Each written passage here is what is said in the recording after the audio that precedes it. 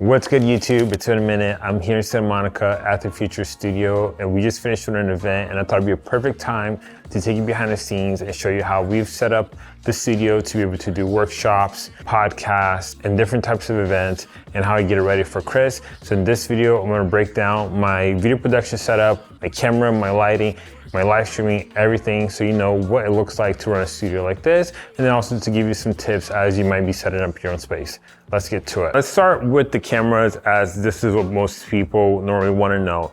For this setup here, we're using 3 cameras. We're using 2 A7S IIIs and then an FX30. For the FX30, we have an 18-105 zoom lens. I love this lens because it has the internal zoom, so the lens doesn't extend in or out, and it makes it very easy for whoever's working this camera to be able to punch in or punch out. We're using a V-mount to be able to charge it, so I didn't want any wires running through here, as this is a path that people will usually come in and out of the studio.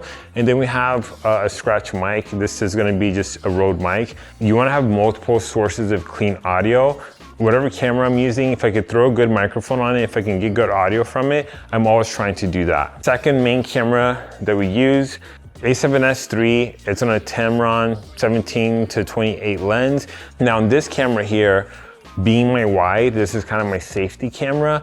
I throw on DJI mics on it, and I normally plug those mics right underneath the Shure microphones as my backup audio. And then I have constant power running to that through the Anchor. It's an Anchor adapter. I think it's around 50 to 60 bucks. I learned this working with Simon Scribb's team. We went to go film a podcast, and they had all 3 cameras being powered through that one brick. And I just love the fact that you're not having to worry about, switching batteries, making sure that you're not running out of power. Now for this camera here, this is gonna be another A7S III. This has a Tamron 35-150.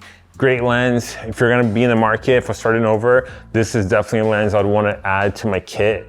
Being able to do a 35-150, and I think it's a f2 to f4 lens, which I think makes it very versatile, especially at the price point.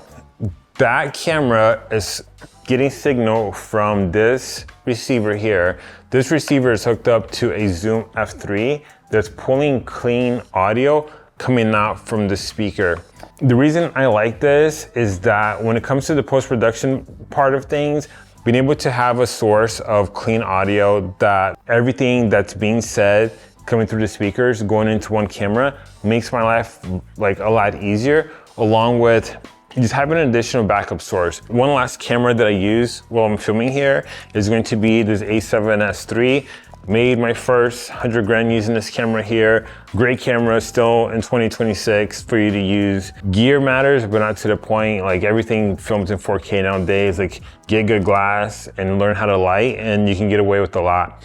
But I normally use this camera here for pickup shots. When somebody in the back here is asking questions, I would just take out that camera and start filming with that. Or if I want to capture photos of people speaking, this is my roaming camera. Whatever you need to capture that's not being covered by one of these 3 cameras, I'll use that camera there. For the setup here, we are using a Rodecaster, and then we have a Shure mic system. Now this is gonna be the handheld for the people attending that wanna ask questions while we're filming. They'll get this microphone here, and that feeds it into the Rodecaster, which then comes out the speakers.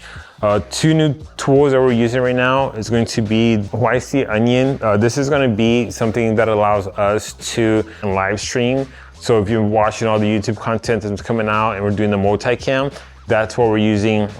I know you're also able to do a live edit on that. I've not figured it out yet. And the last thing is going to be the iPad. This iPad, it's actually an older model. I think it's an iPad 10, but I got it for 200 bucks on Amazon. It's refurbished, but it has a built-in Wi-Fi. And this is really essential for me as I'm doing more productions, multi-cams with the Sonys. I was running into the problem of getting to a place and not having a Wi-Fi connection, or having problems with the security to be able to connect all the cameras on there. So getting that iPad model to be able to have a hotspot signal coming from the iPad made it really easy for me to be able to connect all the cameras and just be able to start doing multicam and monitoring everything. The last thing I'm gonna cover here with audio is going to be the Shure mics. So with the Shure mics, these are SM7s, And what I normally do is I just get that wireless microphone and I hide it right back here. So when we're filming and somebody's here talking, you can't really see it, but I'm having that backup audio source running to the wide camera. And I know there's a lot of redundancy, but if audio is messed up and you're having a high profile guest, you're doing a high profile interview, you're not gonna be able to recreate that. So I've always gotten into the habit of, even when I'm doing other interviews, is to have a lapel mic and a boom mic for safety. Because the worst thing is, like, you go work with a Fortune 500 company and you tell them that you messed up the audio for their CEO, they're not hiring you again. Now, when it comes to lighting for this space, we are using Aputure 120Ds, and these are gonna be the Mark 1 and Mark 2.